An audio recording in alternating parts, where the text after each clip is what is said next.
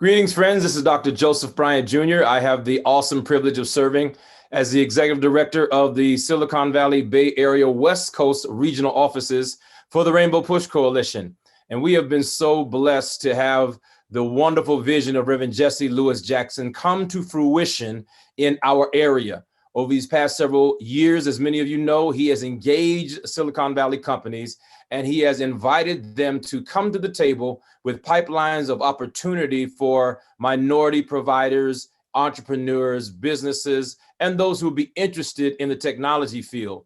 So today's conversation is one of extreme value to us because it is the results of our work, in addition to highlighting some of the valuable trailblazing work that went on before us. And so today, for this Black and Brown Founders panel, you are going to hear from some amazing leaders who have launched their businesses and are doing a wonderful job impacting their communities, impacting their industries, and impacting the nation with their technological genius. So ladies and gentlemen, Black and Brown Founders from the Silicon Valley Bay Area West Coast office, we are so pleased to present Deldelp Medina, Tracy Pennywell, Anita Gardine, Kevin Nichols, and the wonderful Mr. Leo Sullivan. We've all connected through Rainbow Push. We are all indebted to Reverend Jackson, and we are all here to see that we can push the needle forward to make greater things available and possible for people we love. And so I'm going to start with Del Medina. Well, first of all, thank you so much for all your kind words. It's been a pleasure to work with both you and the rest of the team here in Silicon Valley in uplifting and making sure that economic inclusion is at the center of racial equity. As we all know, Silicon Valley has created millionaires and billionaires, and now during this downturn, trillionaires. And it's important for Black and Latinx and other folks that are underrepresented have access to that wealth that's being created, because so often we are the users of the apps, we are the workers within the apps, but we are not the actual ones that are, that are becoming wealthy in ways that it's hard to measure sometimes. I am the executive director of Black and Brown Founders, and we provide community education and access to Black and Latinx entrepreneurs, allowing them to launch and build tech businesses with modest resources. What does that mean? That means that we have programs that help people figure out what are the resources that you have available. I'm not anti-VC, but I am pro-revenue. And so you should use the resources and knowledge and understanding that you have to be able to build a tech or tech-enabled product that allows you to not only pay yourself, but hire people equitably. And so that's a lot of the work that I've been doing in this during the pandemic, actually, during the downturn. And it's been amazing to see how many people are still building and are trying to build solutions with technology, even in the middle of a very painful moment. Anita Gardine, she was a part of our first pitch competition. And now she is, as they say in the game, killing it. With the business that she's built. Anita, talk to us a little bit about you and about Anita. Awesome. Thank you so much for allowing me to join you today. It is such an honor. Having been on the stage at 2014 Push Tech, thanks to Deldelp, I'm sitting next to, one of the originators, one of those game changers who helped it so people like me can exist and function in Silicon Valley. I'm blessed to be the CEO of Oniva. I've raised $3.5 million. I am the 11th Black female, they said in TechCrunch, to raise $1 million back in 2017. And I believe the 100th Black female just raised $1 million this week. That certainly says that organizations like Rainbow Push and Push Tech and Deldelp's efforts have made a difference in creating opportunities for folks like me. So first, let me say thank you all for creating a path. Thank you, Reverend Jackson, for the introduction to executives at Microsoft and Intel in 2014. So my company, thanks to that introduction, I've spent the last 7 years working with the Vice President of Benefits at Microsoft to build a technology platform that connects trusted caregivers to employees at companies like Microsoft, San Mateo Credit Union, and others to FBI background check caregivers who come to their homes and they take care of their children, their mamas, their pets, and they'll do house cleaning. Our mission has always been to create a path for families to find balance between work and care for their families and themselves. We're blessed that Reverend Jackson saw within us the ability to build the technology set and to earn a patent that you see behind me on the wall for trust and safety in the in-home care market, the first of its kind. Thanks to that introduction to Intel, in which they aided us with providing system requirements. In this moment, we're excited to roll out a product in which we can onboard as many as 5,000 new customers per city, per region. We can handle as many cities as you want at a time. We can operate in the US and in Europe. But the point is, we can also create 16,000 living rate care jobs right now in the homes of employees at Microsoft who are paying up to $50 an hour. So I'm excited, and I thank Reverend Jackson for giving us the opportunity to create those jobs in the homes of those companies that have helped create us as a certified Black-owned company. And we thank them for creating those Black spins. Microsoft, thank you for the $200 million per year new spin. Salesforce, thank you for the 100 million Black supplier new spin per year.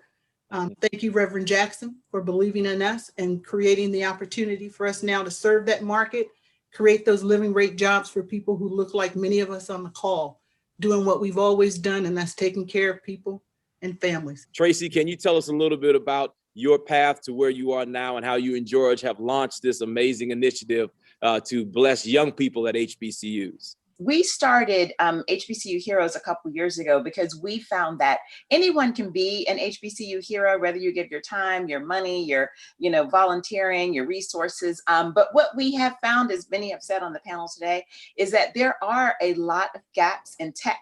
There are a lot of gaps in resources. HBCUs tend to be underfunded, and they do not have the endowments that a lot of the other PWIs have. So for us, we started HBCU Heroes because George, my co-founder, was a coach at Clark Atlanta University.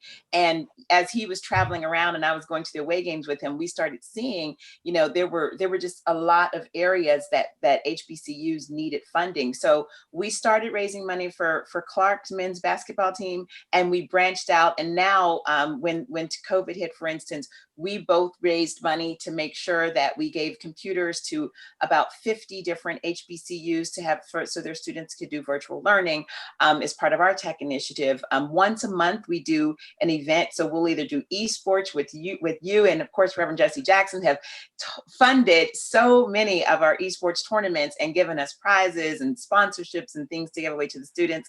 And then we also do Career Fest, which you just happened to speak on one of ours recently yesterday.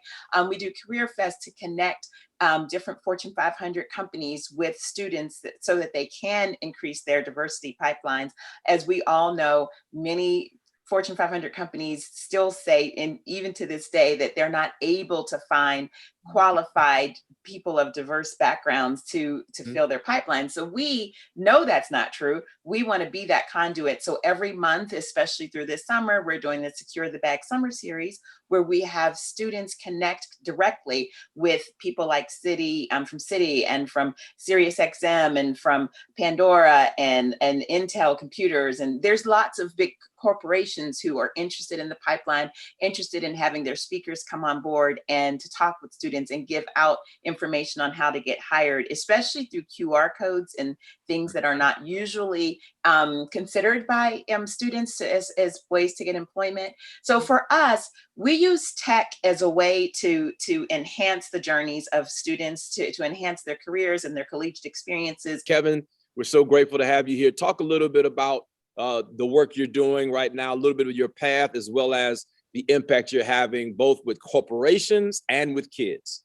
Part of what I do with the Social Engineering Project, I've been a benefactor of, or a beneficiary actually, of these types of programs growing up.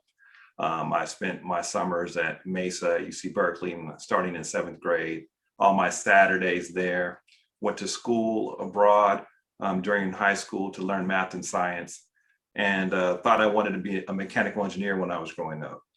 However, my path changed and thought I wanted to be a lawyer and worked in big law firms, changed my major, and then actually decided I didn't want to practice law either. What I ended up doing though is falling in love with technology, the legal side of the technology side of the practice of law, and shifted my career getting back into technology.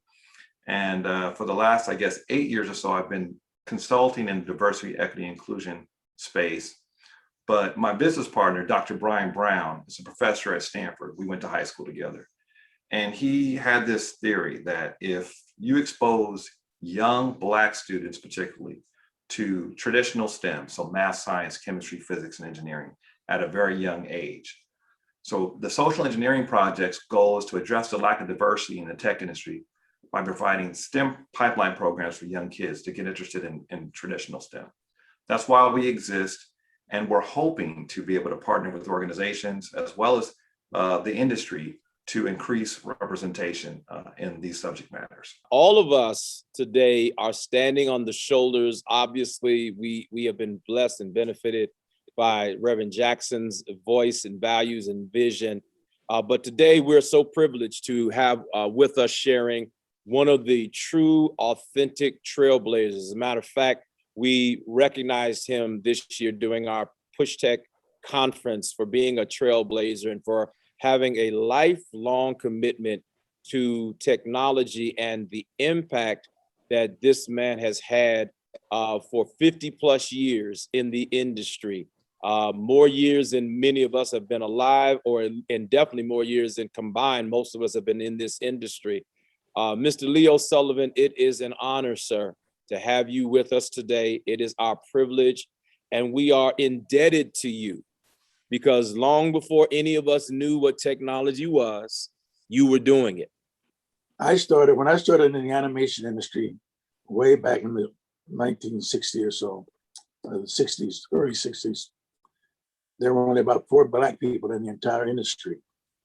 Now there's hundreds of African-American people, as well as brown people that are doing animation, are doing the tech stuff, and they're working. A lot of them are working.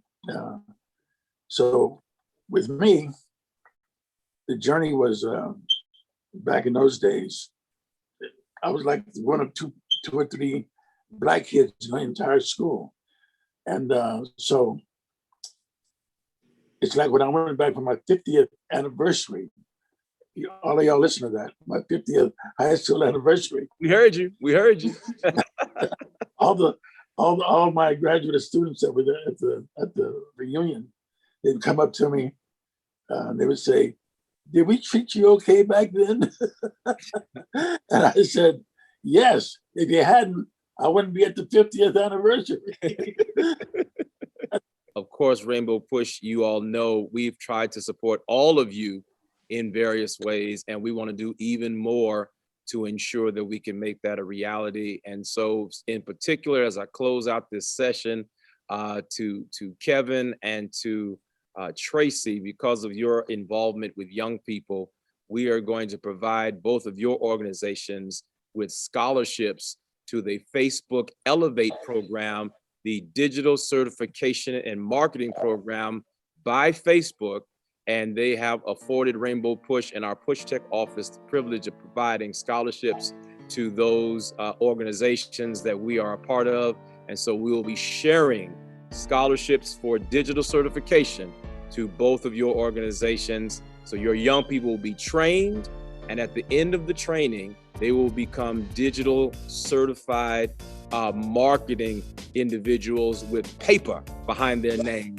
To add to their LinkedIn, their resumes, and everything else, in addition to have that as a backing, not just with Rainbow Push's name, but with the Facebook name as graduates of the Facebook Elevate program. So we're excited to partner with you all in that way.